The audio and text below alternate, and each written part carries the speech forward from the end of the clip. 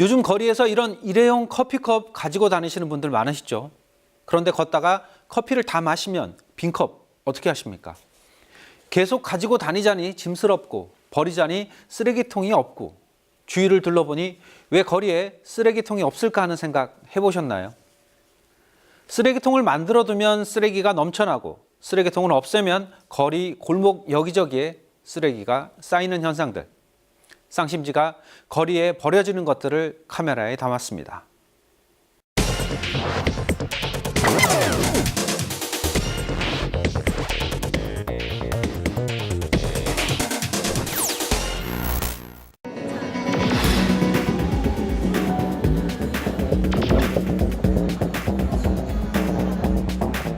쓰레기통은 좀 이렇게 군데군데 있었으면 좋겠는데 주변 상가나 이런 곳에서 갖다 놓는 경우가 또 많기 때문에 담배 흡연 연기도 장난이 아니거든요. 불경기에 이제 그 상권이 죽는다고 해가지고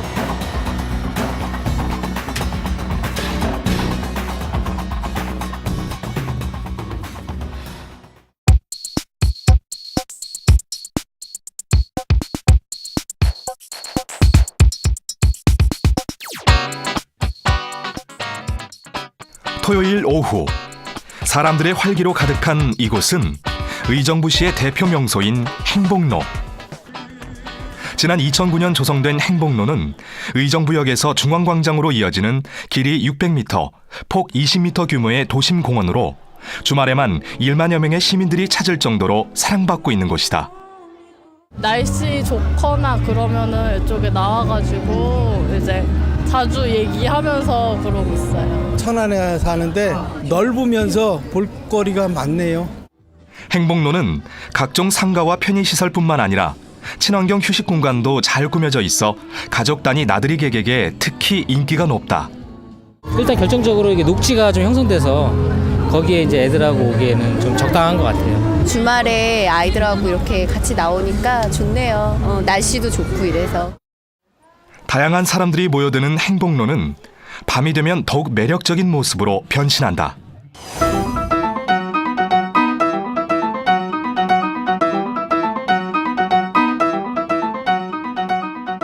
상점의 불빛들이 하나둘 켜지고 화려한 조명이 거리를 장식하면 행복로는 이내 노래가 흐르는 낭만의 거리로 탈바꿈한다. 하지만 활력 넘치는 밤 시간은 행복로의 민낯이 가감없이 드러나는 시간이기도 하다.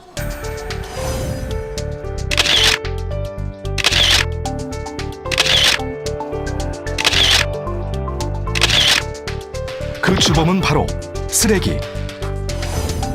몰려드는 사람만큼 쓰레기의 양도 늘어나기 마련. 특히 일회용 컵은 거리 곳곳을 점령하다시피 했다. 간혹 쓰레기 봉투가 등장하지만 이마저 사라지고 나면 행복로에는 단 한 개의 쓰레기통도 존재하지 않게 된다. 생각해보니까 저도 커피 마시고 아무렇지 않게 그냥 이런 벤치에다 놔두고 간 것 같은데 쓰레기통이 없으니까 그랬겠죠? 사실 처음부터 행복로에 쓰레기통이 없었던 것은 아니다. 거리 조성 초기만 해도 8개의 쓰레기통이 있었지만 지난해 9월을 기점으로 전량 수거된 상태. 과연 쓰레기통을 없앤 이유는 무엇일까? 쓰레기통 주변에 일반 거기서 발생되는 쓰레기만 오면 괜찮은데 주변 상가나 이런 곳에서 쓰레기 비용을 절감하기 위해서 갖다 놓는 경우가 또 많기 때문에 오히려 그 부작용이 많이 일어난다고 생각이 됩니다. 행복로 인근 상인들이 쓰레기통에 매장 쓰레기를 버렸고 이를 감당하기 힘들었던 의정부시가 쓰레기통을 아예 없애버렸다는 것이다. 하지만 쓰레기통을 없앴다고 해서 문제가 해결된 것은 아니었다. 오히려 쓰레기 봉투 주위는 더 더러워졌고 행복로 곳곳은 시민들이 놓고 간 각종 쓰레기로 몸살을 앓고 있다.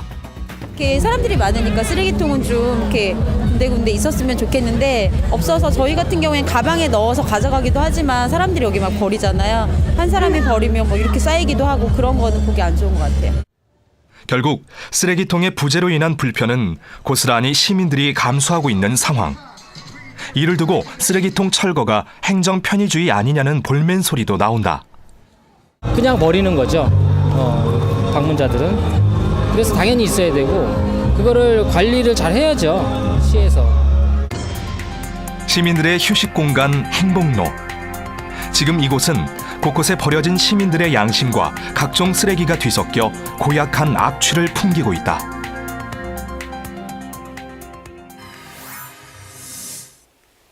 쓰레기통이 없어서 쓰레기 무법지대가 되고 있는 우리네 거리 이야기를 해보겠습니다. 스튜디오에 서울과학기술대학교 환경공학과 배재근 교수 자리하셨습니다. 네, 안녕하십니까. 네. 사실 이제 쓰레기통 문제는 굉장히 오랫동안 우리 사회의 어떤 화두가 되어 오고 있는데요. 그렇죠. 뭐 쓰레기통이 있어야지 거리가 깨끗해진다. 아니면 쓰레기통 때문에 더 더러워진다. 여러 가지 얘기가 있지 않습니까? 이제는 좀 정리를 해야 될 것 같은데 기본적인 입장은 어떻습니까? 하여튼 이 쓰레기통 문제는 뭐 95년도 종량제가 실시된 이후부터의 논란인 것 같습니다. 네.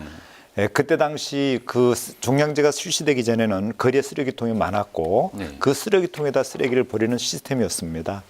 근데 종량제가 실시되면서 배출자 부담 원칙에 따라서 우리가 이제 종량제 봉투에다 쓰레기를 버리게 됐는데, 근데 저희들이 이제 그때 지자체 관계자들이 그 쓰레기통을 보니까 굉장히 많은 그 불법 투기 쓰레기들이 많았어요. 불법 투기라는 게 생활 쓰레기를 말씀하시는 그렇죠. 거예요? 생활 쓰레기. 그러니까 한마디로 그 쓰레기통에 들어가지 말아야 될 것들이, 그러니까 종량제 봉투가 아닌 다른 봉투가 많이 들어있었기 때문에 지자체별로 철거하기 시작했고, 또 그러면서도 이제 거리에 설치된 쓰레기통도 굉장히 많았습니다. 근데 그 자체도 결국은 생활 쓰레기를 가져나와서 그 쓰레기통에 버리게 되고, 또 그게 많이 쌓이니까 미간을 제외하다 보니까 결국은 지자체에서는 하나 둘씩 철거하게 돼서 지금에 와서는 거의 뭐 철거된 상황에 이르고 있습니다.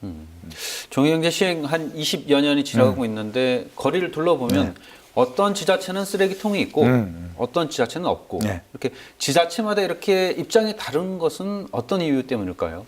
거기는 이제 여러 가지 뭐 인력, 예산, 뭐 관리 태세, 결국 쓰레기통이 설치되면 그만큼 인력이 많이 필요하고 관리 예산이 굉장히 많이 필요하게 되잖아요. 하여튼 그런 것들을 준비하는 단계에서 그 쓰레기통 설치를 포기하는 지자체가 굉장히 많은 것 같습니다.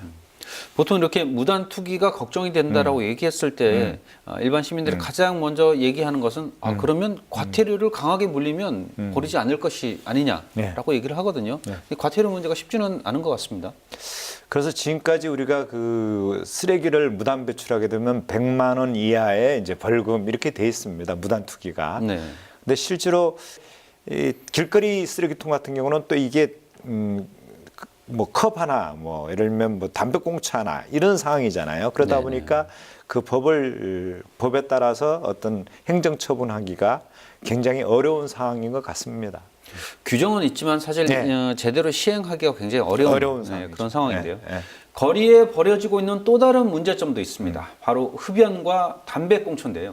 잘 보이지 않는다고 생각할 수도 있지만 이 담배 연기와 꽁초는 많은 문제점들을 야기하고 있습니다. 행복로의 또 다른 문제는 바로 흡연. 주위 사람들은 아랑곳하지 않고 자유롭게 흡연하는 사람들을 행복로 곳곳에서 어렵지 않게 볼 수 있다. 심지어 주변에 아이들이 있어도 전혀 신경 쓰지 않고 담배를 피우기도 한다. 조금 떨어져 있는 저 골목이 완전히 그냥 진짜 담배 흡연 연기로 장난이 아니거든요. 그래서 엄마들이 이렇게 조금 더 많이 나왔었는데 그것 때문에 좀 덜 나오는 편인 것 같아요. 건물과 건물 사이 공간은 흡연자들이 즐겨 찾는 장소. 나름 비흡연자를 배려하는 듯하지만 담배 연기는 이내 거리로 퍼져나간다. 흡연자들이 다녀간 골목길. 버려진 담배꽁초의 양만으로도 이곳에서 얼마나 많은 흡연이 이루어졌는지 짐작할 수 있다. 저희 입장에서야 뭐 담배 안 피우면 100번 좋죠. 너무 좋죠. 아, 담배 냄새 좀 안 맡았어요. 이성기님 폐암벌레 돌아가셨어요. 흡연으로 인한 화재 위험 또한 간과할 수 없는 상황. 주변 상인들은 흡연자가 버린 담배꽁초로 인해 화재가 날 뻔한 적도 있다고 토로한다. 담배꽁초 그냥 던지니까 연기가 막 나니까 앞에서 보고 있으니까 또 물 갖다 갖다 그런 경우도 많아요. 쓰레기통을 놓고 금연거리로 지정이 되면은 상관이 없죠. 행복로는 공원의 역할을 하고 있지만 실제 도로로 지정되어 있다 보니 금연을 강제하지는 못하고 있는 상황. 물론 지자체의 의지에 따라 별도의 금연거리 지정이 가능하지만 이를 밀어붙이지 못하는 데는 속사정이 있다. 시민하고 이제 그 상인들을 대상으로 설문조사를 실시했어요. 네. 건물 내에서 이제 담배를 못 피다 보니까는 그 이제 밖에서도 못 피게 하면은 그 요즘 이제 불경기에 이제 그 상권이 죽는다고 해가지고 네. 그 상인들이 반대를 해요. 네. 물론 못 피우게 지정하는 것도 중요하지만 반대가 심하니까는 저희가 보류한 거죠. 흡연자들조차도 옆에서 남의 담배 냄새 나는 거 싫거든요.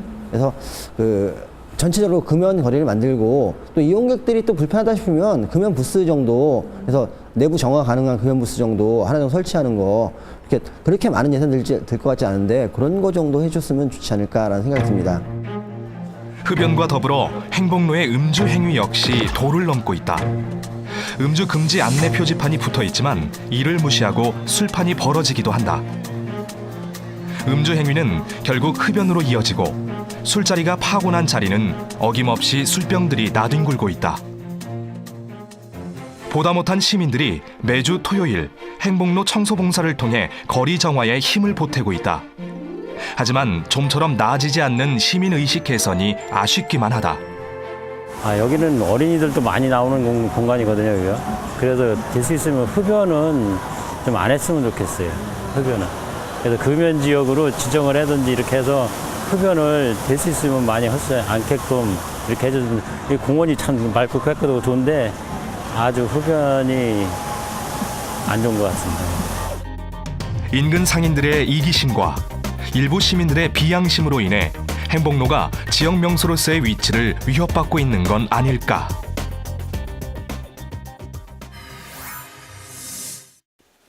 네, 교수님. 네.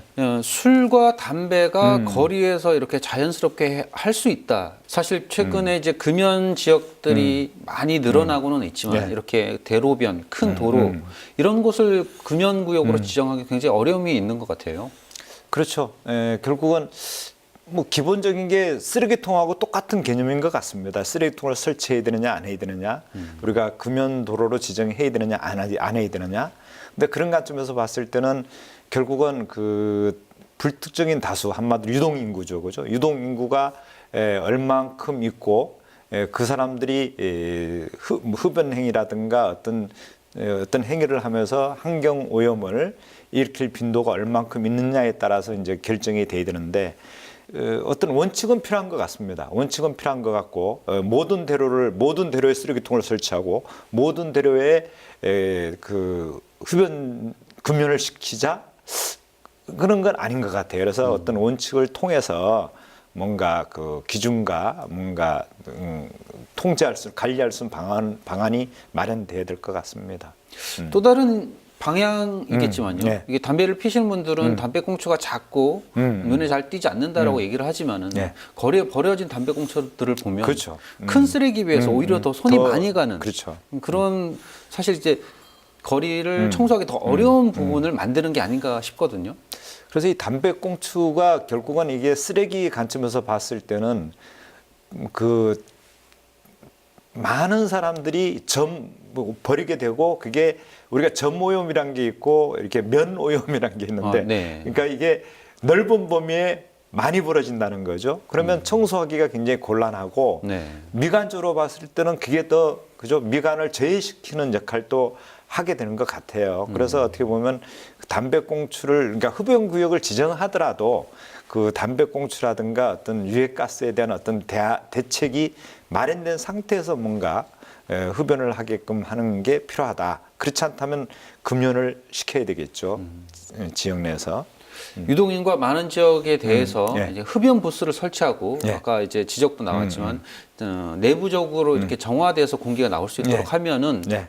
비흡연자들의 어떤 권리도 좀 보장될 수 있지 않나라는 얘기가 있는데 그렇죠. 이 부분이 뭐 비용 문제 때문에 잘 되지 않는 건가요? 어떻습니까? 그래서 결국은 이 흡연 부스를 설치하고 그 유해가스를 제거해야 된다는 관점에서 봤을 때는 비용이 굉장히 많이 들어갑니다. 또 문제는 그 흡연 부스를 상시적으로 관리를 해야 되잖아요. 하나 예를 들면 그 유해가스를 제거하는 시스템이라는 거는 이게 많이 쓰는 방법이 활성탄 흡착답이거든요. 그럼 네. 그 활성탄이라는 걸 갖다가 주기적으로 갈아줘야 됩니다. 우리가 알고 있는 일반 뭐 예. 필터의 개념인 거죠? 예, 예. 그러니까 한번 담배꽁초에 필터가 붙어 있는 것처럼 그런 필터를 부착해서 유해가스를 제거하는 거죠. 네. 흡수를 해서. 그래서 어떤 그런 그 관리 체계가 굉장히 관리 체계가 필요하고 또 거기에 또 이제 그 많은 이 인력이 소요되기 때문에 네. 그런 어떤 지자체에서도 굉장히 꺼려하는 그런 하나의 뭐 상황입니다. 결국 쓰레기통이든 아니면 흡연 부스든 이렇게 만들어 놓게 되면 그 관리에 대한 부분들이 그렇죠. 들어가야 굉장히 중요하죠. 되기 때문에 이에 대한 좀 신중한 결정이 필요하다 이렇게 예, 볼 수 예, 있을 것 예, 같은데 예. 이 거리 쓰레기통 설치와 관리에 대한 자치단체들의 입장은 다소 다를 수 있습니다. 하지만 쓰레기통 설치로 좋은 호응을 얻고 있는 파주시 금빛노의 사례를 함께 보시겠습니다. 파주시 금촌동에 위치한 금빛노. 지난해 걷고 싶은 거리로 조성되면서 시민들의 발길이 부쩍 늘었다. 특히 금빛노 전역은 흡연이 전면 금지된 금연구역으로 적발 시 과태료 5만 원이 부과되는 등 엄격하게 관리되고 있다. 장사가 안 되는데 금연거리를 지정을 하면 더 장사가 안 되다, 어려워진다, 그런 그 반대가 있었습니다. 시민의 건강권이라는 부분이 있기 때문에 간접 흡연으로부터 피해를 보고 불편함을 느낀다면은 안 되는 거잖아요. 그렇기 때문에 그런 부분들을 이제 소상하게 이제 지속적으로 이렇게 이제 설득을 해서 금연거리로 지정을 하게 된 그런 케이스라고 봐야 되겠습니다. 금빛노 주변에는 아파트, 공원, 학교 등이 많아 어린이나 청소년들의 이용이 잦은 곳. 파주시는 시민의 안전과 건강을 우선 고려해 과감하게 금연 정책을 펼친 것이다. 그전에는 저도 여기서 흡연하고 했거든요. 그런 모습 안 보이는 것 같고 최근에는 참 좋은 것 같아요. 여기 병원도 많고 한데 왔다 갔다 거리면서 담배 냄새도 안 나고 좋은 것 같아요. 파주시는 금빛노에 이어 1000여 미터에 이르는 운정역 보행데크도 두 번째 금연구역으로 지정했다. 계도 기간이 끝나는 내년 초부터 흡연자를 본격적으로 단속할 계획이라고 한다. 파주시는 금빛노의 금연구역 지정과 함께 쓰레기통도 설치해 거리 정화에 만전을 기하고 있다. 금빛노를 포함 파주시 내에 길거리 분리수거함 31세트가 이미 설치돼 있다. 길거리 수거함이라고 해서 요새 이제 커피를 많이 마시는데 커피 마시면서 나오는 쓰레기들, 음료수 마시면서 나오는 쓰레기들이 주민들이 이동하는 그 길에 많이 버려집니다. 담은 채도 버려지고 그냥 빈 채도 버려지고 해서 저희가 그런 걸 수거하자라는 취지로 해서 저희가 그 시범적으로 31세트를 저희가 설치를 했습니다. 그래서 현재까지는 굉장히 긍정적이고요. 도로가 한결 깨끗해졌다는 시민들의 반응은 있습니다. 경기도는 지난해부터 지자체의 길거리 분리수거함 설치 사업을 지원하고 있다. 이 사업으로 6개 시군에 쓰레기통 300개가 추가됐고 올해 말까지 5개 시군에 100개가 더 설치될 예정이다. 한국 사람들이 쓰레기를 버리는 것이 많다고 하지만 눈앞에 쓰레기통이 보이면 쓰레기통에 갖다 버리려는 의식 정도는 있거든요. 전 시민들이 그런 정도 의식이 있는데 오히려 쓰레기통이 없으니까 찾다가 으슥한 곳에 숨기고 아니면 탁자 밑에 놓고 의자 테이블 밑에다가 던져놓고 가는 경우가 있는데 공공장소에서의 쓰레기통 설치 여부를 두고 전문가들 사이에서도 찬반 의견이 엇갈린다. 하지만 쓰레기 무단 투기와 거리 흡연 등 기초 환경 질서를 확립하기 위해서는 시민의식 개선도 보조를 맞춰야 할 것이다.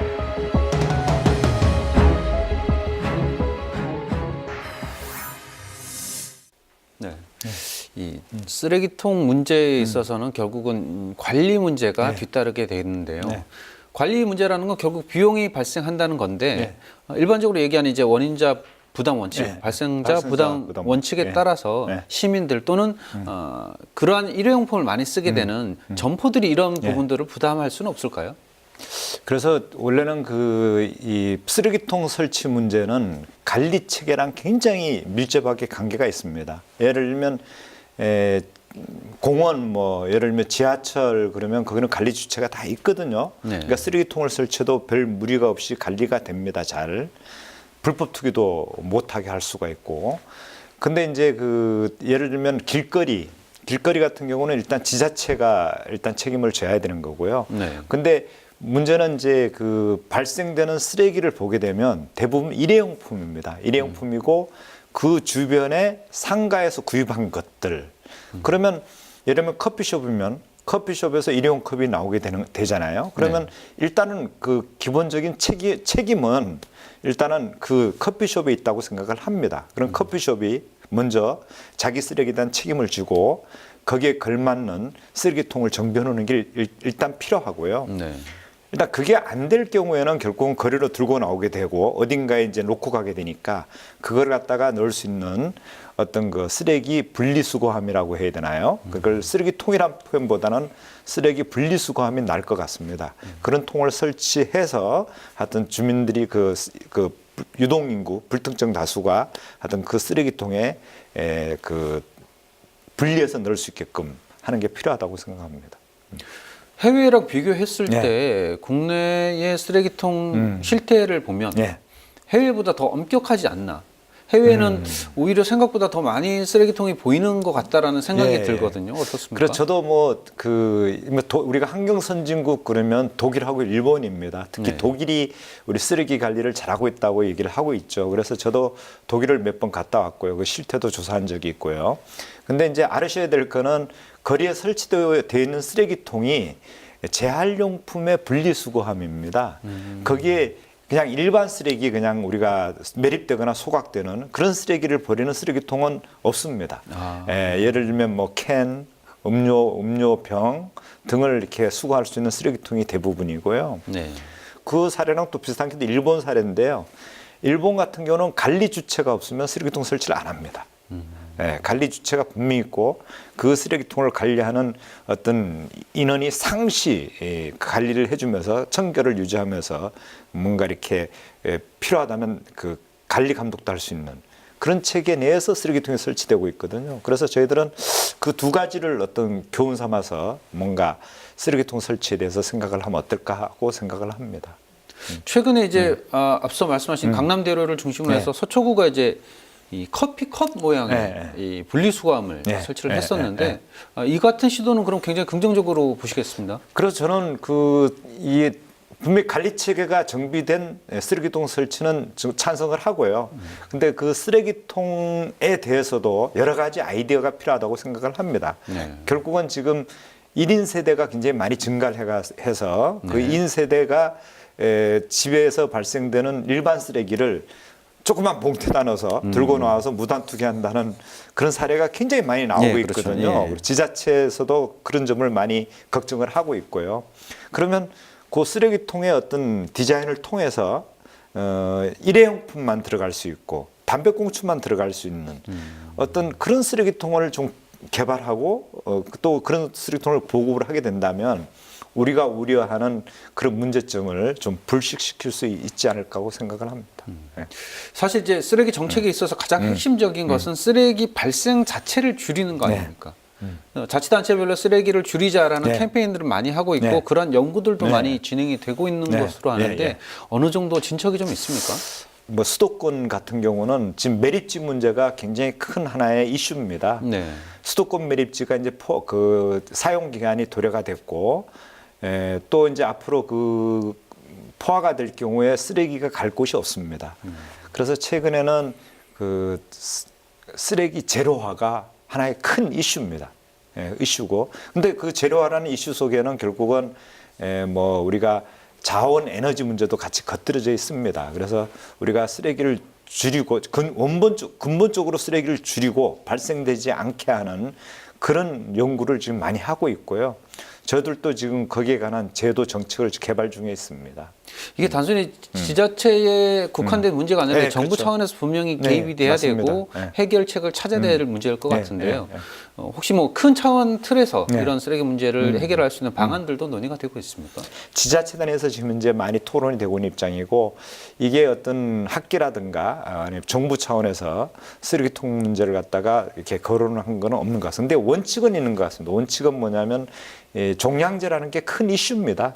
결국은 생활 폐기물도 95년도부터 종량제를 실시했지만 음식물 쓰레기도 종량제를 2013년도부터 종량제를 실시하고 있거든요. 네. 그래서 이 형평성 차원 그리고 발생자 부담 원칙 이런 원칙 속에서는 하여튼 쓰레기통 설치를 적극적으로 권장을 못하는 제한적으로 권장할 수밖에 없는 그런 입장인 것 같습니다. 하루빨리 국가적으로 쓰레기를 좀 더 줄일 수 있는 그런 대책들이 좀 마련이 됐으면 좋겠는데요. 이 거리의 쓰레기 문제는 이용자들의 인식 개선과 함께 편리하게 이용할 수 있는 환경 그리고 꾸준한 관리가 필요하다는 어찌 보면 당연한 말이지만 지켜지기 힘든 그런 상황인 것 같습니다. 오늘 도움 말씀에 서울과학기술대학교 환경공학과 배재근 교수였습니다. 감사합니다. 고맙습니다.